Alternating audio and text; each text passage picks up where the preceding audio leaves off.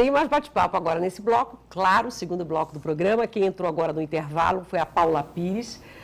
Ela é da empresária. A gente vai conversar com ela num outro bloco só sobre food trucks, comida de rua, esse novo ramo, né, empresarial que está fazendo sucesso em Belém, mas esse é um assunto para depois, para outro bloco. Agora a gente conversa sobre cinema, que é um assunto que todo mundo gosta, ou quase todo mundo gosta. E no bate-papo com o Ramiro Quaresma, que é professor universitário, pesquisador, e a pesquisa dele, a dissertação de mestrado dele, né, Ramiro, foi Sim. sobre o cinema paraense, né? Você pegou aí um bom período do cinema e fez uma espécie de cartografia, é isso? Foi. Como é que é essa pesquisa? Boa tarde, né? Essa pesquisa começa em 2008, quando eu comecei a procurar o cinema paraense. E era uma coisa que não era acessível. Tu não sabia onde é que encontrava aquilo. Eu não sabia nem que existia, na verdade, uma grande produção aqui ainda.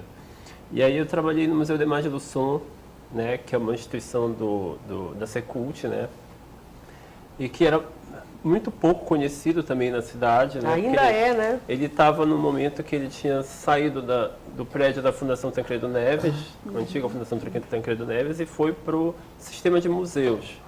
Então ele ficou assim estava um museu meio perdido assim, nesse momento. Não tinha sede, não tem ainda até hoje, né, uma sede própria. E aí eu comecei a trabalhar nesse acervo, comecei a catalogar o acervo para o Museu da Imagem do Som. Porque ele hoje ainda integra o sistema de museus, o sistema integrado de museus do Estado, da Secult, né? Foi, e assistindo esses filmes do Museu da Imagem do Som, comecei a catalogar para o Museu da Imagem do Som esses filmes. E comecei a tomar contato com essa produção do cinema aqui, de Belém, né? Não sabia, por exemplo, conheci lá o Líbero Luchardo, que era um nome que eu sabia que existia um cinema, mas não tinha assistido os filmes dele ainda. E aí eu conheci as obras dele fantásticas, assim. Em 65 ele começa a produzir longas-metragens aqui no Pará, né? Foi uma coisa, um devaneio do Líbero Luchardo produzir cinema aqui no Pará. Né? Não tinha uma indústria de cinema já pronta aqui, então ele teve que partir do zero para começar a fazer aquilo. E aí o exemplo dele eu comecei a ver, e ele começou a produzir cinemas aqui e parou essa produção naquele momento. Não foi um ciclo que se continuou. E eu fiquei curioso para saber o porquê que não tinha continuado aquilo, né? Pela dificuldade de produzir cinema aqui em Belém. Sempre foi muito difícil, fora dos grandes centros, São Paulo, Rio, né? Então o cinema, todo realizador paraense tem que começar praticamente do zero, sempre. Recurso, não tem... vai atrás, sempre com um trabalho coletivo, no amor mesmo pela coisa. O cinema levou o Líbero Luchardo, por exemplo, à falência, fazer cinema aqui.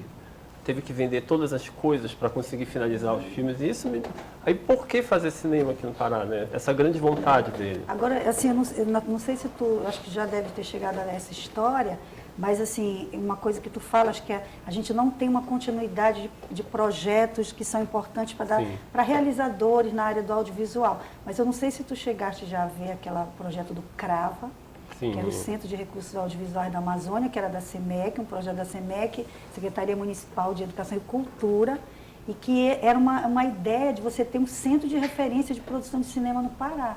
Não sei como se tu chegaste a ver essa Ele faz parte da minha pesquisa, o estudo do CRAVA. Inclusive, ele é um dos ciclos que começou e tinha tudo para... Né? E também chegou ao seu fim também. Né? Então, é engraçado essa coisa. E quando eu comecei a colocar no ar essa minha pesquisa, parte do Museu da Imagem do Som e parte que eu comecei a obter dos próprios realizadores, eu criei esse site que eu chamei de Cinemateca Paraense. Porque em 2006 eu fiz estágio na Cinemateca Brasileira. Sim. E assim, me apaixonei totalmente, não apenas pelo cinema, mas pelo aquilo que salva o cinema, que ajuda o cinema a ficar. Né? Porque aqueles filmes são mídias físicas que precisam ser preservadas, elas se deterioram, elas acabam. E é caro, né? Muito, preservar isso é caro. Então, na Cinemateca Brasileira eu aprendi a importância disso e queria uma coisa similar aqui em Belém. Aí você criou o site em 2008, o Cinemateca Paraense. Foi. E aí, na verdade, é uma grande catalogação que eu coloquei virtualmente. Ele não é uma cinemateca física, é uma cinemateca virtual. Tá. Onde eu peguei todas as informações que eu tinha e aglutinei naquele site lá. Mas aí tu põe os filmes completos ou só... Eu pego os filmes dos próprios realizadores. Eles que publicam esses filmes. Sim. Então, os filmes que eu obtenho é a partir dos próprios realizadores que divulgam na rede. E lá ele encontra um espaço que o pesquisador Então, vai lá e encontra tá lá, tudo. Aquele filme Tá lá, Ver o Peso, que foi fruto, inclusive, do trabalho do Crava, né? Que foi um dos primeiros. E nós temos uns filmes para mostrar que que são os filmes que você usou na sua pesquisa, é isso? Eu mandei para vocês um de cada década para mostrar um pouco da produção de cada aí dessas nós fizemos 6 uma décadas. edição, vamos mostrar que aí você pode ir comentando um pouquinho. A gente pode ir perguntando. Pode. Vamos ver se a gente consegue colocar agora, olha aí. Aí você pode ir isso comentando. é o Líbero Luchardo, né? É o primeiro filme do Líbero Luchardo. Que é Um Dia Qualquer, né? Aí o processo, ele já foi trabalhado? Ele já foi recuperado pela Cinemateca Brasileira, inclusive. Tá aí com recurso do... Foi um edital, ele foi um edital para recuperação de filmes em preto e branco. Que você concorreu? Eu fiz esse projeto do Líbero. Ai, que legal. E assim, olha só, é Belém, né? Nessa época Muito legal. é muito... Que é como eu trato os filmes, assim, como patrimônio audiovisual. Eles são um patrimônio da nossa terra, né? Das nossas imagens, das nossas figuras. Esse é outro filme raro também da década de 70, que foi o Giovanni Gallo que fez lá no Marajó. É um filme etnográfico, né? Um modelo como Jean Rouch fez muitos filmes na África. Ele acompanhou essa caça ao jacaré no Marajó, filmando em Super 8. Esse eu não conhecia, não... Esse material é bem raro. Esse já é o Ver o Peso, né? Que esse é do Januário, né? Que é do Crava, esse, que era fruto do trabalho do Crava. Que é esse projeto, né? Esse filme é um marco, né? De 84. Como já mais contemporânea. Foi fruto de uma oficina de cinema que aconteceu em Belém na década de 80. Que era do Crava ligado à SEMEC. Como eu te falei, como você tem políticas públicas que o gestor ele chega e diz que isso não é importante, não teve continuidade. Então, se você tivesse dado continuidade, hoje você teria um centro de referência do audiovisual. Com certeza. Aí o Lendas Amazônicas, do Ronaldo Passarinho. Aí na década Passarinho. de 90, né, esse filme que foi feito pelo Ronaldo Passarinho e Moisés Magalhães, com o equipamento do Crava. É incrível que foi legal. Eles usaram o equipamento do Crava para fazer esse filme. Olha São 4 aí, episódios Walter. sobre lendas da Amazônia. Sim, Né? eu lembro desse. Essa é a moça do táxi. Ela sempre foi cheia de mim. Esse filme já tem quase 20 anos. Achei muito interessante. E aí na sua pesquisa você fala um pouquinho sobre eles todos. Aí eu chamo a Verequete, né? Que aí já é mais atual. Um ciclo de renascimento do cinema paraense na década de 2000. Com certeza. Quando surgiram editais da prefeitura que movimentou a produção de cinema aqui em Belém de novo. Essa geração ainda está produzindo agora, bastante. Mais madura, né? O Luiz Arnaldo está fazendo uma nova série agora para a TV Cultura. Né?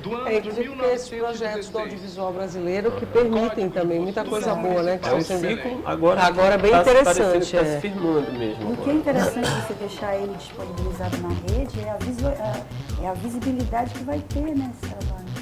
Isso já é uma produção já da década de 2010, que são a produção de videoclipes. E teve um boom agora nesses últimos anos de produção de imagens e videoclipe. Esse eu acho emblemático pela presença do comércio de Belém. Que já fica para a história agora esse comércio de Belém, que está a partir dessas imagens.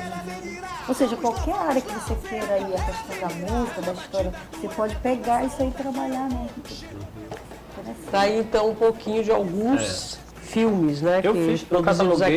Eu cataloguei na minha pesquisa cerca de 300 filmes. Pois é, a gente viu aí que são uns então, tu não fica só com ficção, tu foste para documentário... Não, todo o material audiovisual, séries, videoclipes, tudo que é produzido como cinema, eu cataloguei para que as pessoas tivessem disponibilizadas essas informações. Mas aí, porque isso é uma dissertação, né?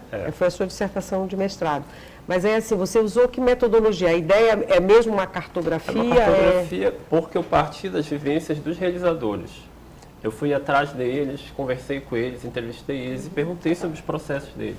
Por exemplo, tem uma entrevista que eu consegui com um cineasta paraense de Santarém, Renato Tapajós, que ele foi para São Paulo logo que acabou o primeiro filme que ele fez aqui no Pará, chamado Vila da Barca, que é um dos filmes que é um marco também na história aqui do Pará.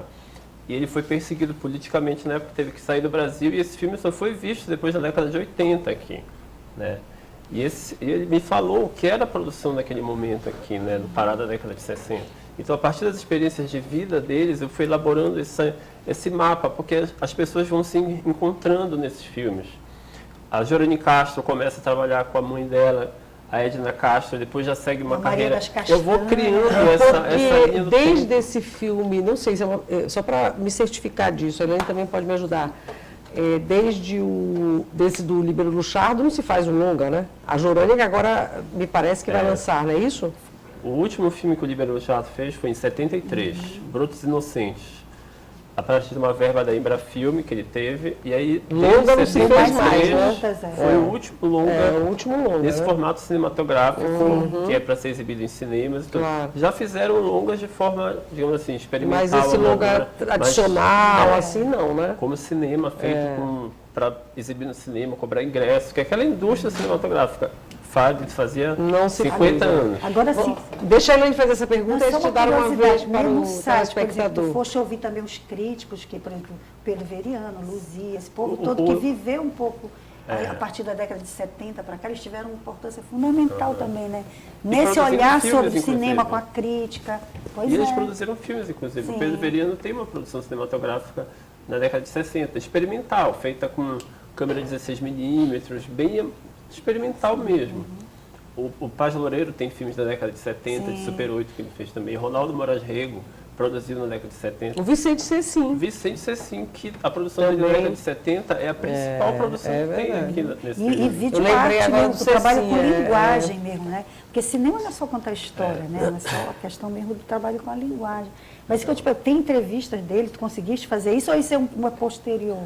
O que eu consegui Fazer nesses já 2 é anos muito, de né? dissertação, que é pouco tempo, assim, se for pensar para fazer isso. É muito eu tive pouco que, tempo, eu tive que botar pouco um ponto final e Senão você finalizar. não conseguia Mas fechar, ela né? não acaba nunca. Tu vai ter que dar o desdobramento. Eu achei muito legal. As entrevistas todas que eu fiz... Você vai pra desdobrar no dissertação- doutorado, não? Ah, com certeza. E haja Porque você, projeto para financiar. você deve ter muito material, né? E aí eu pensando numa forma de trazer isso para o público, né, que o site já é gratuito e sempre vai ser o acesso a essa informação. Todo o material que eu pesquisei, todas as entrevistas, está tudo nesse site, assim, é super democrático. Então, Abri quem mesmo quiser- a pesquisa para todo mundo. E eu estava planejando uma representação visual desse cinema mesmo. Só que assim, se eu fosse fazer uma amostra de filmes, ela ia ser gigantesca, interminável. Eu não consegui fazer um recorte.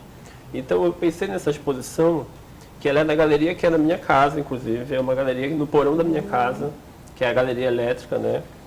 E eu vou ter uma representação gráfica dessa dissertação, com essa Bacana. linha do tempo do cinema paraense, e que a pessoa vai ter disponível todo esse acervo lá para assistir o filme Mas que você quiser. já está lá ou você abre quando? A gente abre para o projeto circular. Ah, é por isso que tem aqui no que é o domingo que você vai fazer Eu isso, vou abrir né? durante o projeto circular, que eu queria até falar aqui que É domingo. que é um projeto que é domingo. A gente sempre divulga o projeto Circular Campinas Cidade Velha. Sempre. Todas as edições a gente tem. Esta edição acho que é uma primeira, ou acho que só 2 que talvez a gente não tenha trazido aqui a Maquicó para falar, ou alguma outra. Ela ficou a minha vizinha. Ela mora em Mas frente aí de casa. bom você lembrar que é para a gente lembrar todo mundo que neste domingo vai ter de novo. São mais né? de 30 espaços assim, pela que é cidade bem- velha. bem Acho que é dos Campinas. namorados o tema, né? é. Uma chamada bastante É verdade, que a interessante. gente tem uma chamada aqui na cultura, e aí é esse passeio aí por esses bairros com galerias abertas, então espaços de gastronomia, E esses- que é uma ideia ótima. Esse espaço teu que parece que vocês vão abrir para outras áreas além do cinema, né? Não, você- Literatura. eu vou-